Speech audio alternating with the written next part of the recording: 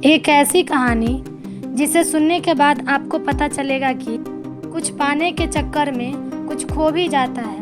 कार्तिक और आर्यन की कहानी एक छोटे से कॉलेज के गलियों में शुरू होती है।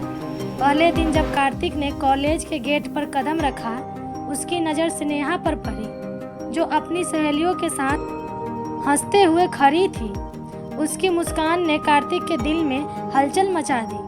धीरे धीरे उनकी दोस्ती गहरी हो गई। स्नेहा एक खुशमिजाज और चंचल लड़की थी, जबकि कार्तिक शांत और गंभीर स्वभाव का था। दोनों एक दूसरे के पूरक थे। यही बात उनके रिश्ते को खास बनाती थी। हर सुबह कॉलेज आने के बाद कार्तिक का सबसे पहला काम स्नेहा को ढूंढना होता था। दोनों साथ में क्लास अटेंड करते थे, कैंटीन में चाय पीते थे और लाइब्रेरी में साथ पढ़ाई करते। उनके दोस्तों को भी उनकी जोड़ी बहुत पसंद थी और वे अक्सर उन्हें छेड़ते रहते थे। समय के साथ साथ यह दोस्ती गहरे प्यार में बदल गई। कार्तिक और स्नेहा ने एक दूसरे के साथ अपने सारे सपने देखे थे। वे सोचते थे कि उनकी यह प्यार भरी कहानी कभी खत्म नहीं होगी। दोनों ने एक दूसरे के साथ भविष्य की कई योजनाएं बनाई थी, जैसे एक साथ नौकरी करना, एक सुंदर घर खरीदना और हमेशा एक दूसरे के साथ रहना। उनकी जिंदगी एक सपने जैसी लगती थी, लेकिन किस्मत को कुछ और ही मंजूर था। एक दिन कार्तिक की बड़ी बहन का अचानक एक आघात हो गया और उसकी मृत्यु हो गई। कार्तिक की बड़ी बहन ही घर चलाती थी और अब सारी जिम्मेदारियां कार्तिक पर आ गई। उसे तुरंत अपने शहर लौटना पड़ा। कार्तिक ने स्नेहा से वादा किया था कि वह जल्दी ही वापस आएगा और फिर कभी उससे दूर नहीं जाएगा। स्नेहा ने भी कार्तिक के इंतजार का वादा किया। दोनों ने एक दूसरे को अपने प्यार भरे खतों के जरिए हिम्मत दी। शुरुआत में सब कुछ ठीक चला। कार्तिक और स्नेहा एक दूसरे को रोज फोन करते, वीडियो कॉल पर बात करते और अपने दिल की हर बात साझा करते। लेकिन धीरे धीरे कार्तिक के परिवार की जिम्मेदारियों ने उसे इतना व्यस्त कर दिया कि उसके पास स्नेहा के लिए समय कम होने लगा। स्नेहा ने बहुत दिनों तक कार्तिक का इंतजार किया, लेकिन धीरे धीरे उसकी उम्मीदें टूटने लगी। इसी बीच स्नेहा के घर वालों ने उसकी शादी के लिए दबाव बनाना शुरू कर दिया।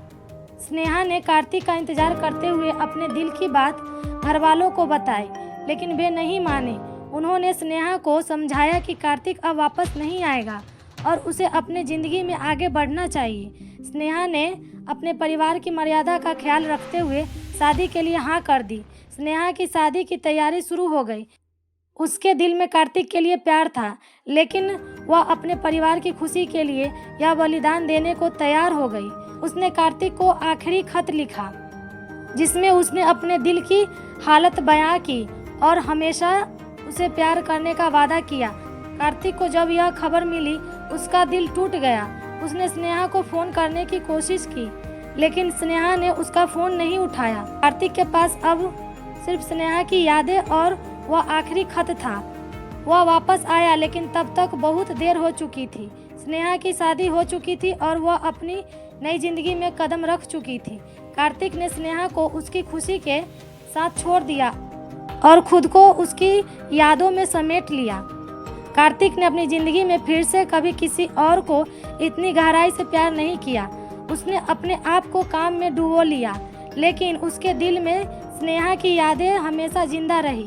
स्नेहा भी अपनी नई ज़िंदगी में खुश रहने की कोशिश करती रही, लेकिन उसके दिल में कार्तिक की यादें हमेशा ताज़ा रही। इस अधूरी मोहब्बत की कहानी हमें यह सिखाती है कि कभी कभी प्यार अधूरा रह जाता है, लेकिन उसकी मिठास और दर्द हमेशा दिल में बसा रहता है। कार्तिक और स्नेहा अपनी अपनी ज़िंदगी में आगे बढ़ गए, लेकिन उनके दिलों में एक दूसरे के लिए जो प्यार था वह अभी खत्म नहीं हुआ। यह कहानी उन सभी लोगों के लिए है जिन्होंने कभी किसी से सच्चा प्यार किया और उसे खो दिया। प्यार की यह अधूरी कहानी हमें यह भी सिखाती है कि कभी कभी हम अपनी खुशियों से बढ़कर अपने परिवार और समाज की मर्यादाओं का ख्याल रखते हैं, भले ही हमें खुद कितनी भी तकलीफ क्यों न हो।